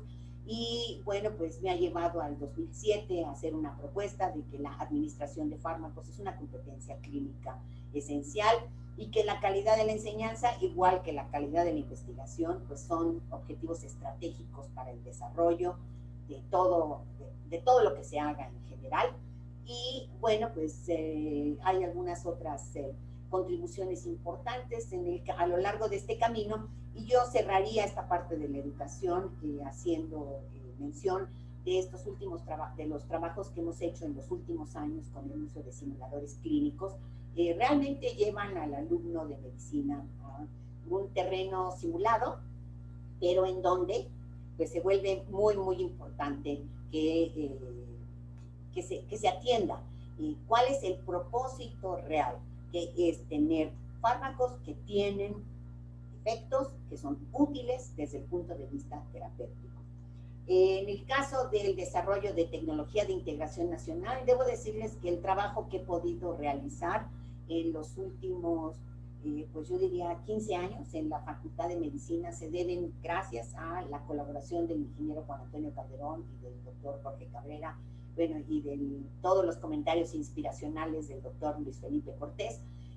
Sin su apoyo, pues no hubiera yo podido construir muchos de los equipos que hemos utilizado con un gran rigorismo, ¿sí?, para poder hacer medición de parámetros fisiológicos en fijo y en particular el movimiento, ¿sí? El asunto del efecto de los opioides en la memoria, bueno, pues ahora sabemos que, y ya está en este estudio que avanzamos con la doctora Selene Cancino, tenemos todavía en la agenda pendiente completar los estudios en ratas, tenemos unos preliminares, pero bueno, pues lo que sí sabemos es que el desarrollo de actividades y el tiempo no nos perdona y vamos perdiendo la capacidad de recordar no solamente la memoria episódica, sino también la memoria de trabajo. Hemos trabajado muy intensamente con el doctor Jorge Isaac Cabrera Cortina sobre reflexiones analíticas de la diabetes mellitus. Él ha trabajado muchísimos años, creo que es yo sí lo señalaría como uno de los expertos nacionales que más pacientes de manejo exitoso tiene de pacientes diabéticos en manejo ambulatorio. Y bueno, pues tengo que reconocer el trabajo que está incipiente con el doctor Moisés Álvarez. Desde hace muchos años empezamos a estudiar, vean, el primer reporte en 1989, sobre el efecto de los fármacos antihipertensivos, sobre el sueño, sobre los patrones de registro polisomnográfico. Y aquí yo les diría que estamos en un punto en donde ahorita él ha avanzado en colaboración con el ingeniero Gerardo Luna en el desarrollo de un sistema, de un programa para hacer el análisis computarizado de los registros polisomnográficos, y ese trabajo, bueno, pues está todavía en idas y venidas con los editores. La importancia de ese trabajo es que se suma a los esfuerzos mundiales para tener metodologías diagnósticas de una patología que es tremendamente importante, desafortunadamente muy prevalente y que es elusiva, que es el caso de la depresión. Entonces, poder tener un instrumento, una metodología diagnóstica que pueda hacer una distinción. A ver, usted tiene depresión menor o depresión mayor, o usted no tiene depresión que amerite el uso de fármacos, de medicamentos. Eso es muy importante. Y además, bueno, estos registros electroencefalográficos computarizados en tiempo real, de análisis en tiempo real, bueno, pues son ahora una de las líneas de frontera en el desarrollo de tecnología que, bueno, pues yo espero que llegue a puerto sano pronto para que veamos pues el esfuerzo realmente de ellos que han hecho para impulsar esta tecnología. Y bueno, aquí yo lo dejo como la última gran vereda que se nos abrió con 2 estudios que hicimos con el doctor Cabrera en relación al posible efecto antiviral de la suplementación oral de calcio. El calcio ha sido una de las herramientas y de los objetos de estudio a lo largo pues, de toda mi senda por la farmacodinamia. Y bueno, pues queda aquí, ¿no? Al final, pues mi agradecimiento a todas las instituciones y personas que me han tenido confianza para poder trabajar, para poder invitar alumnos, tener personal que me ha ayudado en el laboratorio, ¿sí? Y bueno, pues mi reconocimiento a mis amigos y compañeros por los senderos recorridos, a Jorge Cabrera, a Juan Calderón, a Luis F. Cortés, a Andrés Castel y a Rafaín Rodríguez en particular.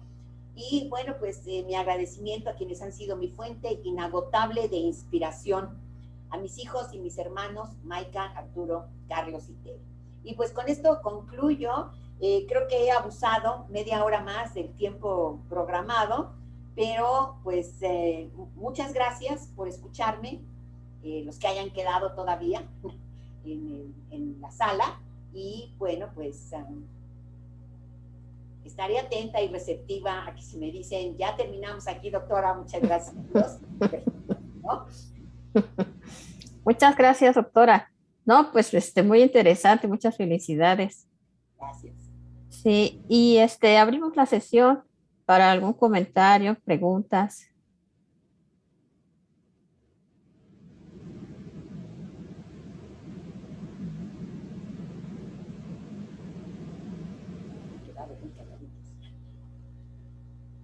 ¿Podría dejar de compartir la pantalla para vernos los que estamos, por favor?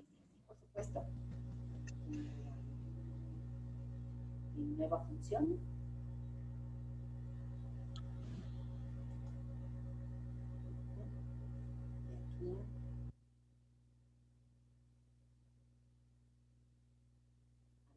Correcto lo que estoy haciendo.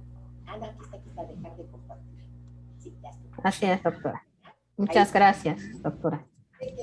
Muy interesante. Una gran senda de la farmacodinamia y de muchas otras cosas tan padres de las que habló. Hay comentarios en el chat. Ahí se verá, no puedo abrir yo aquí el chat.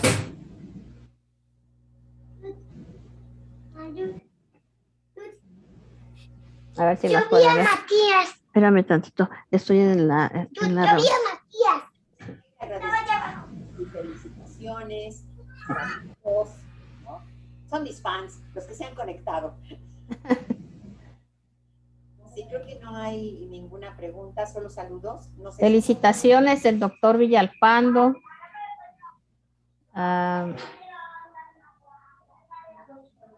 doctor... Felicidades de la maestra María Elena Martínez. Felicidades y agradezco que comparta sus conocimientos con nosotros. María Elena, gracias por el doctor Villalpando. Muchas felicidades, doctora, una brillante trayectoria. Por aquí ya mi amiga Georgina pone que cómo ha influido la lucha de género. Bueno, hoy tenemos que recordar que es el día de, no sé si es nacional o internacional, pero es el día que se trata de conmemorar la lucha contra la violencia de género. Entonces, muy pensada en la violencia contra las mujeres, pero bueno, ¿no? Sí, bueno, es un hecho, las mujeres siempre vamos un poco como en desventaja, ¿no? Siempre tenemos muchas actividades paralelas que los hombres, los esposos, jefes de familia no tienen, y entonces, pues a las mujeres científicas siempre nos toca tener que atender todas esas cosas, ¿no? Y ahí, bueno, pues sí, tenemos que, cuando los hijos son pequeños, por eso al final yo les agradezco a mis hijos, porque ahora ellos son mis dos grandes maestros, ¿no? Sí, la doctora Noemí Salinas dice, doctora, agradezco el panorama en la historia de la farmacodinamia y felicitaciones por su carrera. La doctora Segovia, muy nutrida carrera de investigación, felicidades. Y bueno, les digo, se han conectado básicamente mis cuates. Pues tiene muchos, doctora.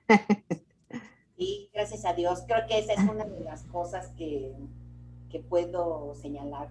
Amigos entrañables, todos sabemos, siempre son poquitos, ¿no? Pero son círculos más pequeños. Pero gente que me ha tenido confianza, eso sí he encontrado a personas que han abierto sus espacios, que han abierto sus bolsas de recursos. También he topado con los otros, que no comparten, ¿no? Pero Ruth, tú eres de las que ha compartido conmigo, tuviste confianza, creíste en lo que estábamos haciendo. Claro. Prestaste a hacer esas disecciones de las ratas megagordas. Hallazgos muy interesantes. Esto tengo ahora yo como tarea para ya sentarme a escribir. Ahora sí creo que de mi rompecabezas ya tengo prácticamente todas las piezas importantes.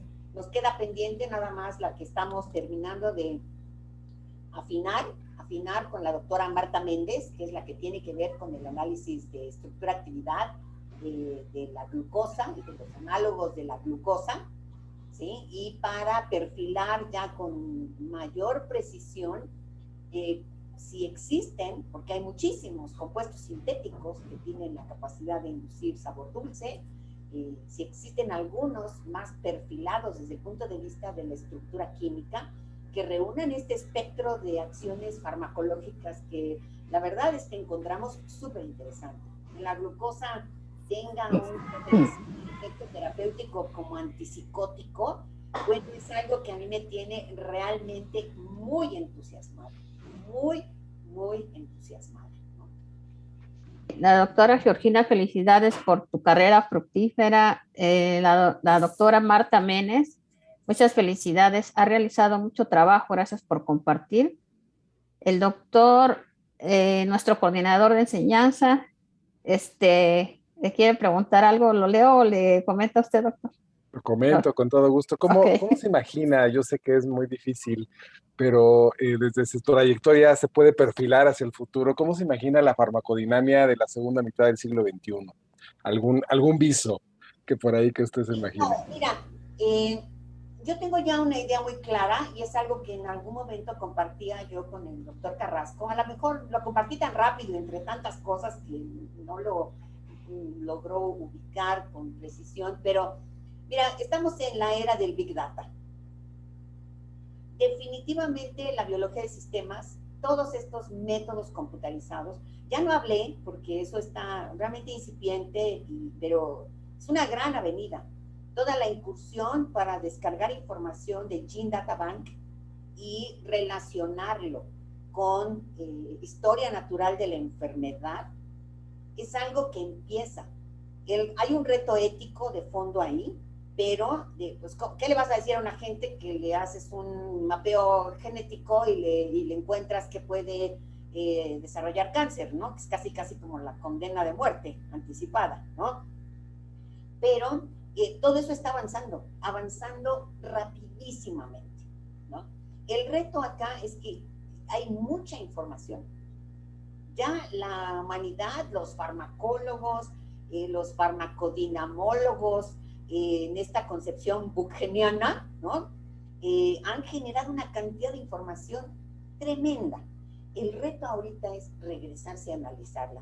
Vamos, yo ahorita para el seminario cuando hice la revisión de, pues, de todo lo que hice, ¿no? Y lo hice pues con el propósito de que la gente joven vea que pues, no es fácil, no es trivial, ¿no?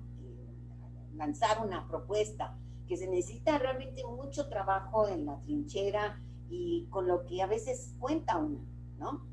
Pero la farmacodinamia del siglo XXI, pues yo te diría que ya empezó, es que vamos a ver cambios muy importantes. Esto que les decía yo, los paradigmas del siglo XIX, que se consolidaron en el 20, ya están fuera. Esta lógica lineal ya está descartada. Pero ahora el reto es cómo la analizamos, cómo la entendemos y sobre todo cómo se la enseñamos a los estudiantes de medicina, ¿no?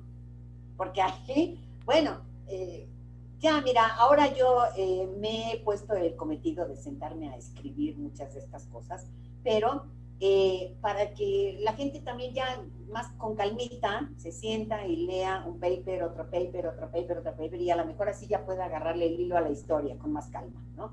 Pero definitivamente el siglo XXI es un siglo que ha sido marcado ya por estos últimos 2 años. Estos 2 últimos 2 años en donde las tecnologías de la comunicación cambiaron nuestro modo de ser, nuestro modo de hacer y nuestro modo de pensar las cosas, ¿sí? Lo que siempre me dice mi gran maestro, mi hijo Arturo, mamá, es que hay que estar pensando ahora siempre fuera de la caja, ¿sí? Y mira, parafraseando a Albert Einstein, ya lo decía, ¿cómo vamos a lograr algo diferente si seguimos haciendo lo mismo? No podemos esperar lograr algo diferente haciendo lo mismo. Pero este siglo XXI, con el intermedio rápido que tuvimos con la pandemia de la influenza, pero con la recesión de la pandemia del SARS-CoV-2, nos ha marcado, ya cambió los paradigmas para la investigación clínica. Esto que todavía en los libros de texto ves 5 a 10 años para el desarrollo de fármacos, de medicamentos, de vacunas. O sea, eso ya se rompió. Eso ya, ahorita hay en la Academia Americana de Medicina coloquios, simposios, analizando cómo van a ser los estudios clínicos que van a ser aprobados para 2030. O sea, a la vuelta de la esquina, porque todo eso ya cambió.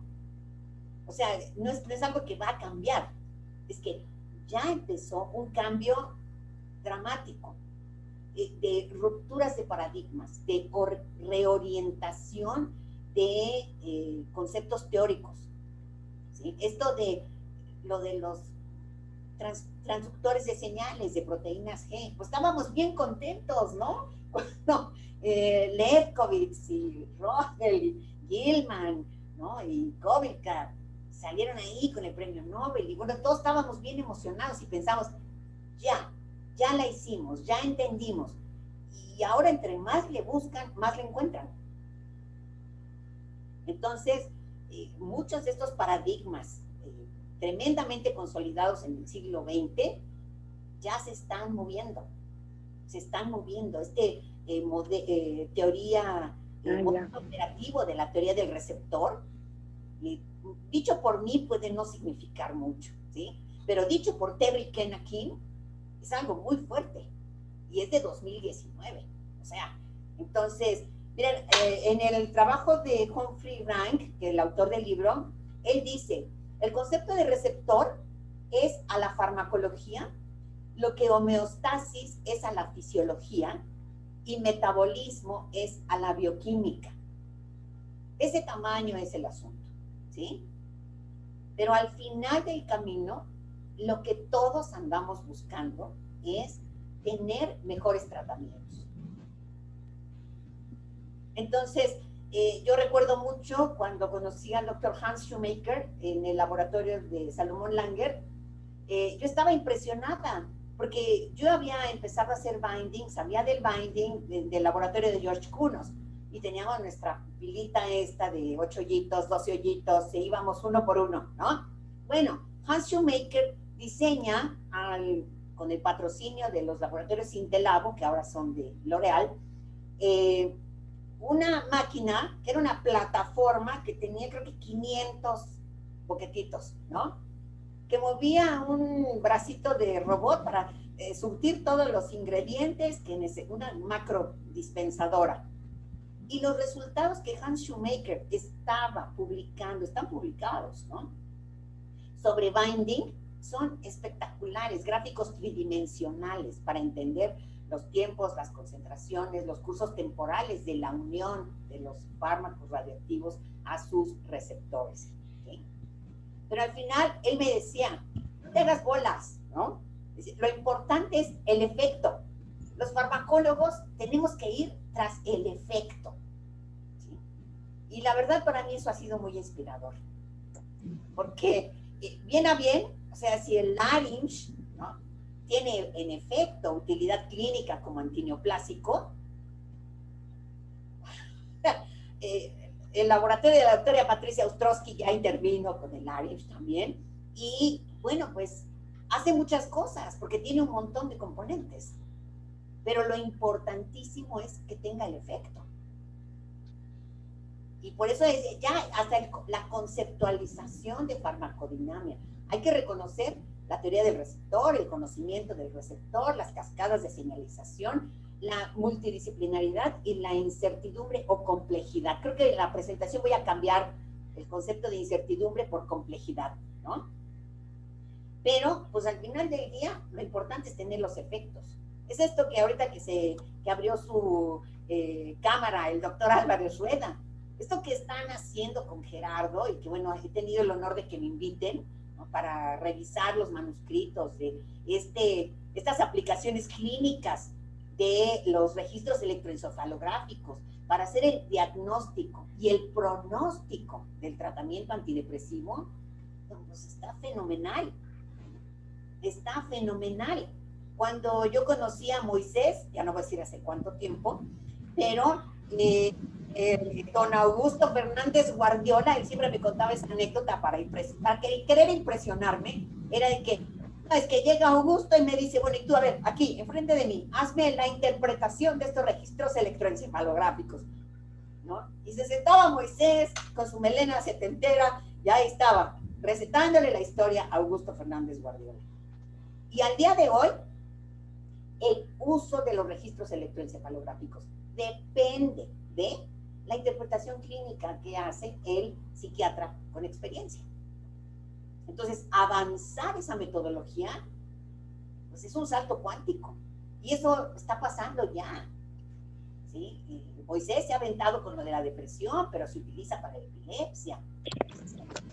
¿Sí? Entonces, hay muchísimo que está pasando. Entonces, sí, definitivamente, el siglo XXI va a haber muchos cambios, y yo anticipo que los cambios son prontos, que la búsqueda enfocada de los efectos y muy rigurosa, muy sistemática, es el punto de quiebre, ¿no?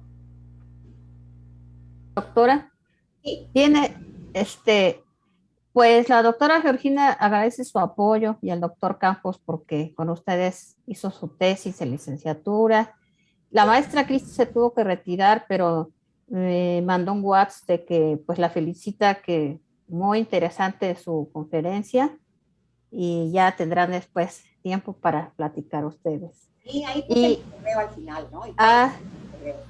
Y el doctor Gil tiene también un comentario acerca de esta teoría precisamente de los receptores. A ver, pues adelante. Doctor Gil. Es que, adelante, doctor. Es que está mal, está interrumpiéndose.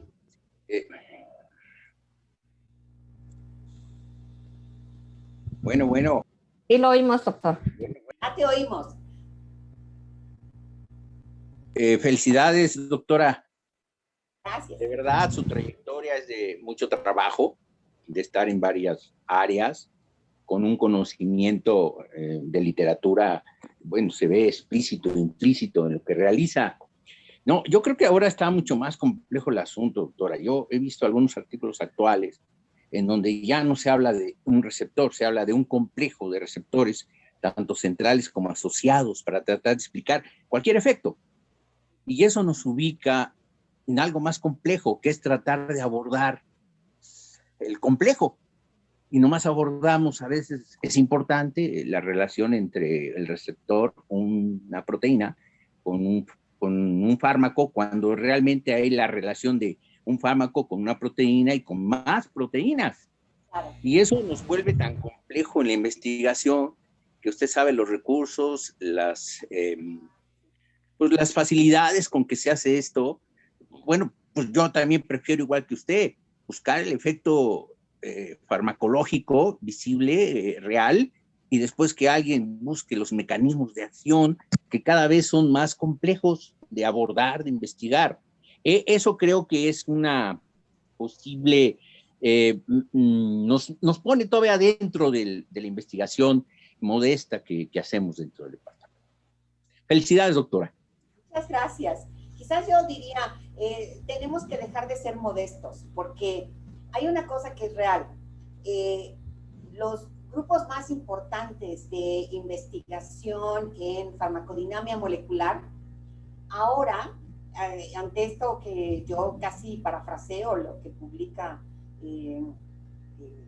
Humphrey Rank, en relación a que la inferencia están trayendo de vuelta la experimentación en órganos in vitro, in situ y de animal íntegro.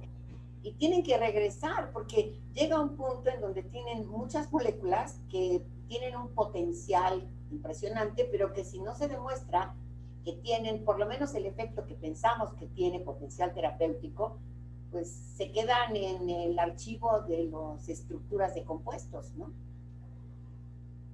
Entonces ahí sí, el trabajo que se hace, que logramos hacer en México, pues tiene muchos retos, pero yo creo que ahí lo importante es que encontremos las mejores formas de, pues, asociarnos productivamente, ¿no? O de, generar espacios para que esta información se publique y recibamos el crédito que se merece, ¿no? Yo celebro mucho, por ejemplo, el premio Nobel a Robert Lefkowitz, pero lamento que a Jean-Pierre Changeux no se le reconozca, ¿no? Y yo pienso que cuando uno ve todo el trabajo que hizo Jean-Pierre Changeux, pues él se merecería muchísimo más un premio Nobel, ¿no? Pero, pues así es la historia de la ciencia. Entonces, aquí lo importante es no perder el piso y sí, pues hay que trabajar y trabajar y como resultado, pues seguir trabajando, ¿no? Pero sí tenemos que encontrar... Sí, efectivamente. Que haya eco, de que haya una posición consolidada y pues eso depende de que hayamos personas caminando en la brecha, porque por ejemplo yo he visto la iniciativa del doctor Carrasco para tener una revista de farmacología local y bueno, pues esa es una brecha en la que si no nos movemos, pues no va a haber sendero, menos senda y nunca camino, ¿no? Entonces, esa es una de las rutas. Yo he tenido la experiencia de primera mano del éxito de los proceedings de la Western Pharmacology Society, desde que los llevaba Ryan Huxtable, en donde él decía, please, be merciful with the readers, ¿no? Ten piedad de tus lectores. Pero él se sentaba y hacía correcciones sobre los manuscritos. Implicaba ciertamente un esfuerzo fenomenal de su parte, ¿no? Pero después, bueno, pues lo retomó Ian Buxton, y en la medida que Ian pues también llega al agotamiento de su tiempo y a la saturación de sus compromisos, bueno, pues eso se detiene. Entonces, el punto es que, por eso me encantó lo de la senda de la farmacodinamia, ¿no? Porque en la medida en la que caminemos sobre ella, pues hacemos camino. Si no encontramos la forma de caminar sobre las brechas o senderos, y por eso usé esas imágenes, ¿no? En donde ven a la gente cargando sus mochilas, cuesta arriba, en medio de la maleza, en ambientes agrestes, inhóspitos, pero pues hay que caminarlos, porque si no se caminan, como dice Albert Einstein, y lo cité en una de las diapositivas, ¿no? Algo sucede, las cosas suceden cuando algo se mueve. Si no nos movemos, no sucede nada, ¿no? Claro, hay que hacer camino. Gracias, doctora. Gracias, doctora. Pues, si no va a participar alguien más. Nelly, bienvenida, Nelly. ¿Va a participar Nelly? ¿O solo fueron aplausos? Dice mis fans. Sí, y también la maestra Yadira Libertad. También. Sí, doctora, nosotros le haremos llegar su constancia. Muchas gracias. Doctor Domingo, por favor. Hacemos la invitación, continúan las sesiones, las conferencias magistrales de la senda de la farmacología, continúan el siguiente año, ¿verdad? El siguiente año civil, pero continúan en este año escolar.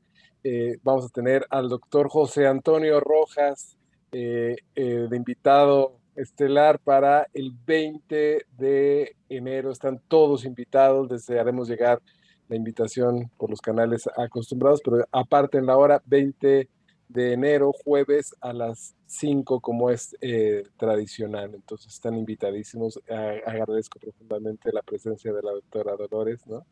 Y sus respuestas. Gracias. El doctor Omar quiere opinar y el doctor Moisés Álvarez Rueda dice: muchas gracias, Dolores, excelente trayectoria en la investigación. Felicidades. No puede hablar de la emoción. Adelante, doctor Omar Carrasco. Bueno, pues, cerrando, ¿no? Me sumo a todas las felicitaciones, me sumo al reconocimiento, ¿no? De una trayectoria increíble, encomiable, inspirante, ¿no? O sea, hay que seguir ese impulso de trabajo, y como resultado hay que seguir trabajando. Yo creo que como vaticiné al principio, ha sido una intervención magnífica, ¿no? En el sentido de la revisión del trabajo y de lo que nos impulsa a hacer en el futuro. Doctora Dolores Ramírez, agradezco mucho que haya aceptado esta invitación a participar en nuestros seminarios, y pues les mando un abrazo a todos, que estén muy bien. Gracias. Muchas gracias a ustedes y un abrazo de vuelta. Bye. Hasta luego.